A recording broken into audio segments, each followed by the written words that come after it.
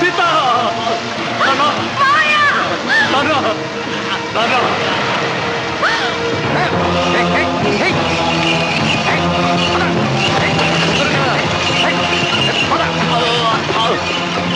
తొందరగా పోలీరక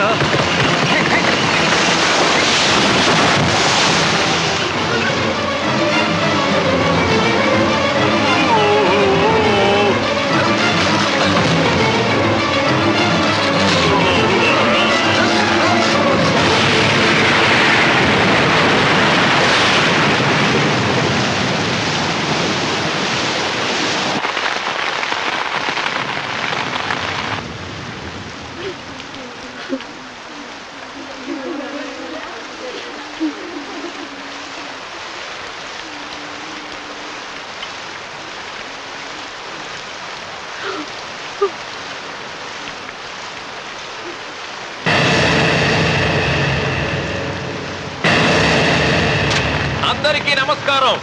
ఇది మా పెదనాన్న సంతకం పెట్టిన దస్తావేజు. అక్కడ మా నాన్న లేడు, ఇక్కడ మా పెదనాన్న లేడు. కానీ మా పెదనాన్న మా నాన్న దగ్గర 50 లక్షల డబ్బు 40 ఎకరాల పొలం తీసుకున్నాడు. ఏ లోకేశ్వరరావు చెప్పు. అవునండి, నేను సాక్షి సంతకం చేశాను. ఈ అప్పు ఎలా తీరుతుందో ఆ ధర్మాత్ముడి సేవ అక్కడి నుంచి తీసేలోపు చెప్తే బాగుంటుంది. బిక్షపతి మతుందా నీకు? ఇదేనా అడిగే సమయం?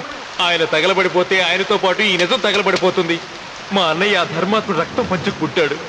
ఏమయ్యా లోకేశ్వరరావు, మా అన్నయ్యకి మిగిలిన ఆస్తి ఏమిటి? ఈ ఇల్లు తప్ప ఏమీ మిగలలేదండి. సరే, 40 ఎకరాల కింద ఈ ఇల్లు పెట్టుకుంటాను. మిగతా 50 లక్షలు ఎలా ఇస్తావన్నయ్యా? ఏంటో నువ్వు మాట్లాడేది? మా రావుని ఒట్టి చేతులతో నడరోడ్డు మీద నిలబెడతావా? సరే, డబ్బు వద్దు, పొలం వద్దు, ఒక్కటిస్తే చాలు. ఏంటది? అది సీత దగ్గరుంది.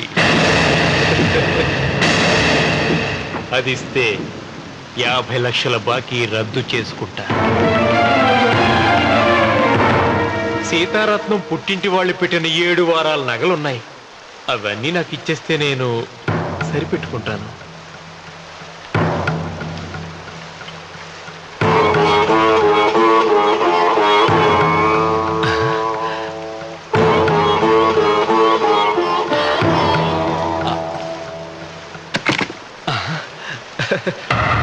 అదేమిటి, నీ మెళ్ళ ఉన్న మంగళసూత్రం బంగారం కదా, అది కూడా తీసిపెట్టు.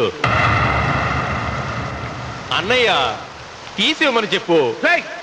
నువ్వు కట్టాల్సిన మా రావుడు కట్టాలని ఖచ్చితంగా కదా ఈ పని చేస్తున్నావు. తప్పు మాట్లాడుతున్నావు శాస్త్రి.